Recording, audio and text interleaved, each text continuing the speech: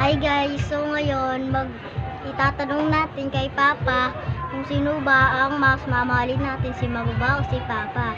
Tara, simulan natin guys.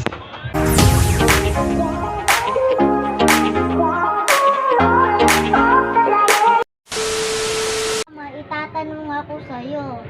Oh, ano yun? Sino ba ang mas mamahalin ko, Mama ko o Papa ko? Ano? Yun ang tanong mo, maganda yung tanong mo.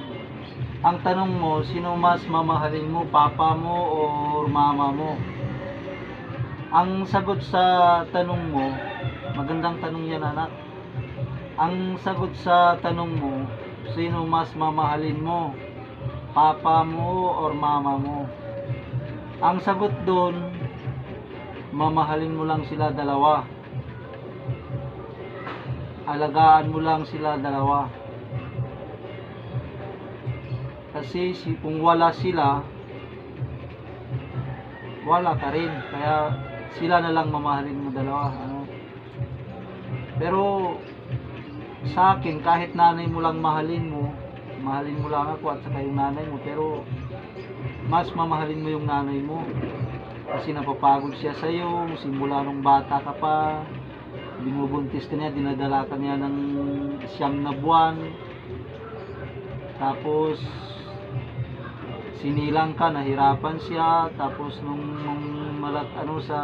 sanggol ka na, inaalagaan ka. Tapos nahihirapan siya sa'yo.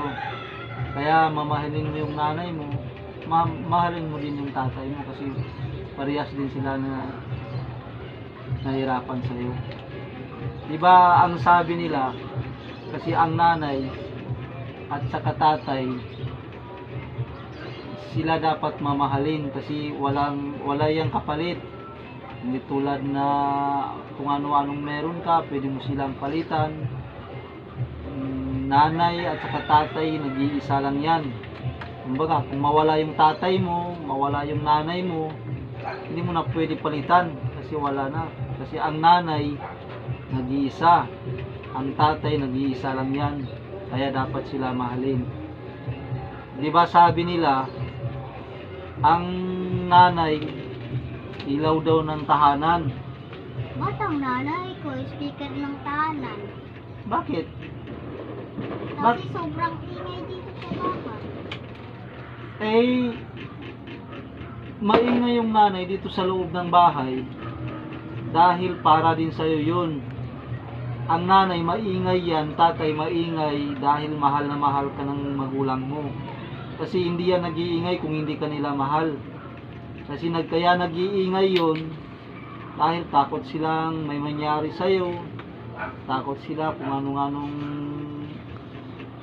mangyari sa'yo, kaya nag-iingay sila. Hindi mawawala yung paalaala nila sa'yo. Hindi mawawala yung mga concern nila sa'yo. Dahil mahal na mahal ka ng nanay at saka tatay mo, kaya maingay yun. Hindi porkit na maingay sila, hindi ka mahal. Hindi. Yung mga bata dyan na pag-alagala, hindi na pinagsabihan ng mga magulang, yun ang hindi mahal na magulang kasi pinabayaan na. Yun ang tandaan mo anak, pag maingay yung magulang, ibig sabihin mahal ka nun. Ibig sabihin nun, hindi ka pinabayaan. Kaya pag nagsasalita yung nanay sa bahay, wag kang sumagot ng maghingi ka ng sorry kung anong nagawa kang mali. Ayun lang po sagot sa tanong mo anak. Ito.